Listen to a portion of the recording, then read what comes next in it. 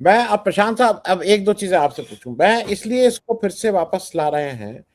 एक चीज मुझे ये बताइए कि उत्तर प्रदेश में एक चीज नहीं हुई, जब बच्चों ने इस तरह का आंदोलन किया, और ये हम सबको पता है कि वो आंदोलन बहुत सक्सेसफुल था।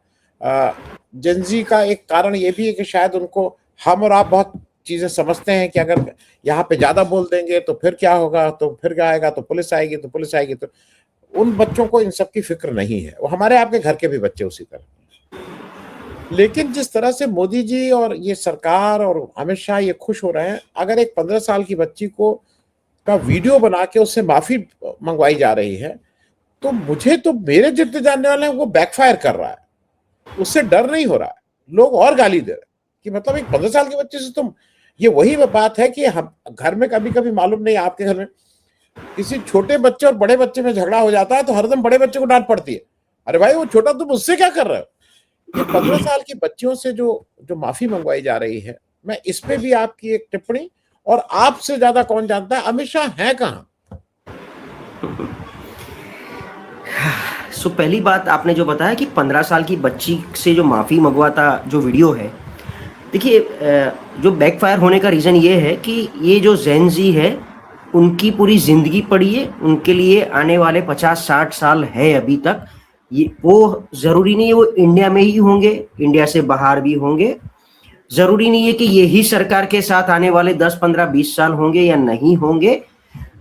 आनंद भाई है, आलोक भाई है, हमारे राय साहब है, हमारी, और या तो फिर मैं ले लूँ तो हमारी जो जनरेशन है उसमें हमें पता है कि भाई आने वाले 10-15 साल हमें यहाँ रहना है, अभी यही सरकार के साथ भिड़ना है, तो कुछ साइलेंट होना पड़ेगा। इसीलिए ये जो बैकफायर वाला मैटर जो है आज तक बाहर नहीं आ रहा था, और लोग डर के मारे या तो बीजेपी ज्वाइन कर लेते थे या तो साइलेंट हो जाते थे। लेकिन ये जेन जी को पता है कि भाई 2 साल में अगर कुछ ज्यादा हुआ तो वैसे भी उतनी अपॉर्चुनिटीज तो इंडिया में है नहीं, एम्प्लॉयमेंट की, स्कोप की, अपने आप को एंटरप्रेन्योर अच्छे तरीके से बनाने की, क्योंकि यहाँ तो एंटरप्रेन्योरशिप खत्म होती जा रही है। स्टार्टअप के नाम पे जो खर्चा है वो तो खत्म होने जा रहा है, और हम सबको पता है वो पैसा कहाँ डाइवर्ट होता है।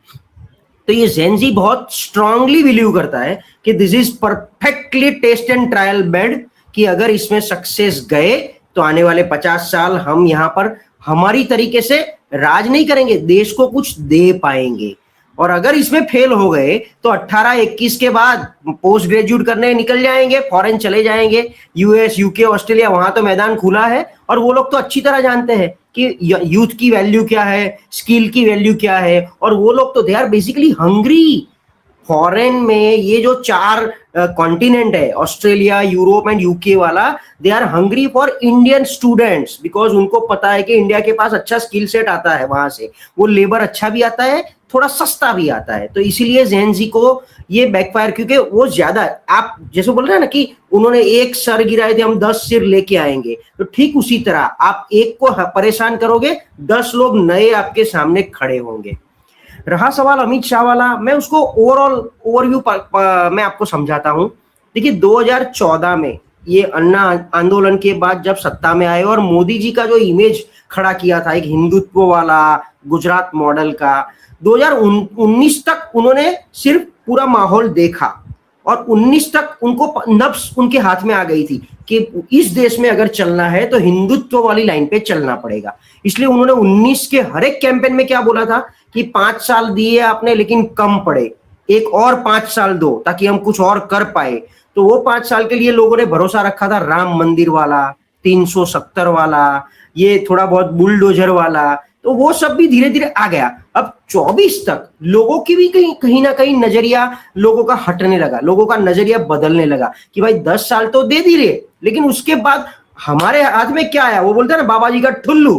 तो ठीक उसी तरह आपने एज ए गवर्नेंस क्या किया जिससे आम आदमी के घर में क्या मतलब चेंज आया, आम आदमी की लाइफस्टाइल में क्या चेंज आया।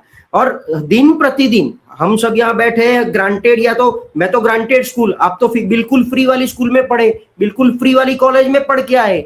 आपके बेटे अगर कहीं बाहर पढ़ने गए तो बाहर के लिए आपने पैसा खर्च किया, लेकिन हमारे यहाँ बेटा फॉरेन में ही पढ़ता, इक्विवेलेंट हो गया। 1 करोड़ में मेडिकल, 1 करोड़ में इंजीनियरिंग, हर नुक्कड़ पे गली में एक इंजीनियरिंग कॉलेज।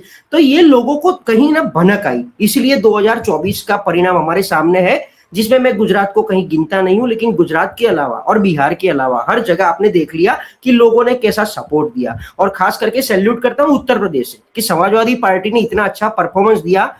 आज जो संसद में ये दबाव है वो only and only because of ये 240 का इंडिया गठबंधन का आंकड़ा, प्लस वो जो 37% से चुन के आते थे बीजेपी वाले, उनमें से उनका कहीं ना कहीं 5 से 7% वोट से, और वो लोग जो उनको प्रीफर हमने काफी लोग ऐसे देखे जो प्रो बीजेपी, जो प्रो मोदी हुआ करते थे, वो आज की तारीख में गालियां दे रहे हैं कि भाई बहुत कुछ एक्सपेक्टेशन लेके आए थे और उनको सुन रहे थे, लेकिन अब पता नहीं मजा नहीं आ रहा है, पता नहीं। ये तो हम बहुत सुनते हैं हमारे साथ बिजनेस से लेके काफी जगह पर।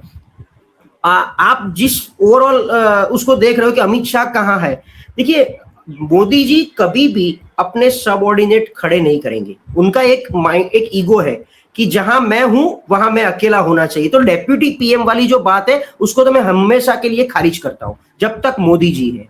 दूसरी बात, आरएसएस को और बीजेपी को पता है कि अगर अपनी सरकार लंबी चलती है और ऐसी ही चलानी है जो भरोसा लोगों को दिया है, तो उसके लिए हमको ऐसे कट्टरवादी नहीं चाहिए। तो जो नाम आप अभी ले रहे हो प्रपोज्ड होम मिनिस्टर के तौर पे, he is basically a proposed PM candidate.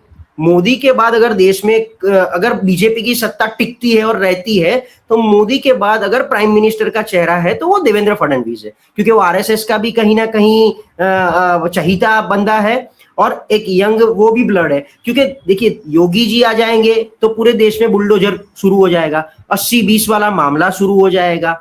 Amit Shah भी अगेन आते हैं, अमित शाह को तो कोई एक्सेप्ट ही नहीं करेगा, उनके एक्सेप्टेंस नहीं है, ना तो वो आरएसएस से बिलोंग करते, ना वो बीजेपी से बिलोंग करते। He is Modi party, so he is just a right hand of Modi ji. Minus Modi Amit Shah is zero.